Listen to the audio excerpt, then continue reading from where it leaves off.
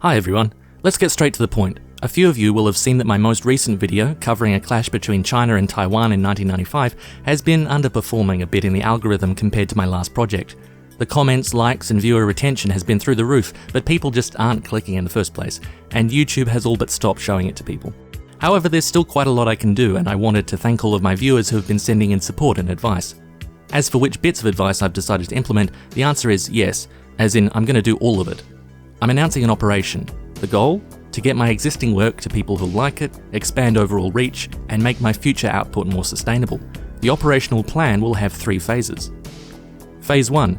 Promote the existing video by uploading it in multiple parts with new thumbnails. Probably the most common piece of feedback I got when I first became aware the last video was underperforming was that it was just too long.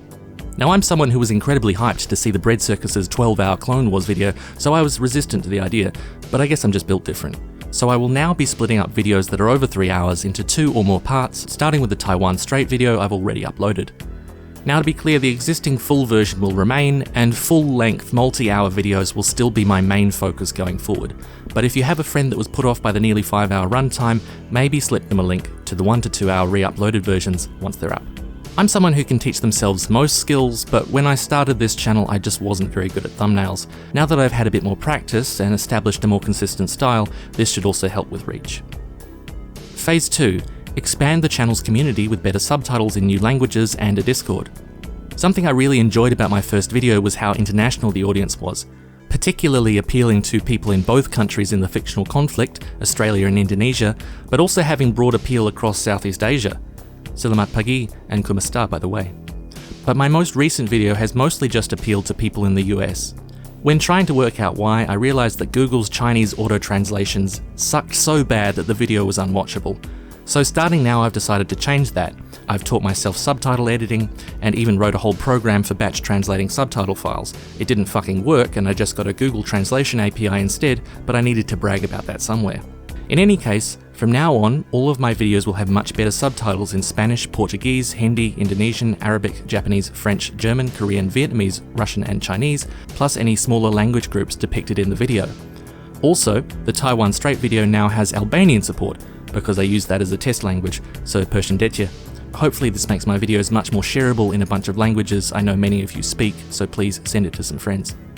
A Discord was also something several viewers requested, and I'm pleased to say it's now set up. We've got channels for discussing all of my projects, the games used, current events, and sneak peeks at work in progress assets.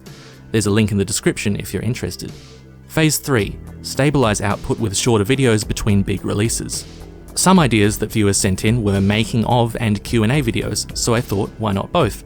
Starting now, after each big project, I'll make a brief video that goes into the behind-the-scenes process of writing, filming and editing a hypothetical war, with tips on how you as an alt history writer, wargame scenario designer or just a general enthusiast can do something similar. I'll also answer any interesting questions or criticisms raised in the comments of the main video, plus anything sent in by supporters over on the Patreon. These retrospectives might at times involve collaborations with history YouTubers to talk about some of the concepts depicted in my videos. Speaking of my Patreon, I'm opening up new tiers. Patreon income makes me much more independent of the vagaries of the algorithm. The higher tiers are pretty much meaningless, it's all a donation because I don't want to paywall any of my content, but one thing I will offer is that supporters can now watch my existing free content ad-free over on Patreon. So if you have a bit extra to spare, consider helping me out. Finally, my next project. This was something I was already going to do, but it fits in nicely here. The fact is that I don't want to only do 5-hour videos about huge sprawling conflicts like Timor, the Taiwan Strait or Fashoda that take months and months to make. I want to intersperse these with smaller scale, more human, more detailed stories that I can release a little more frequently. I have one in the works currently, and I'm giving you a little sneak peek at some of the assets I've made for it now. So ends the 3 phases. As for the execution, well, let's go do it, eh?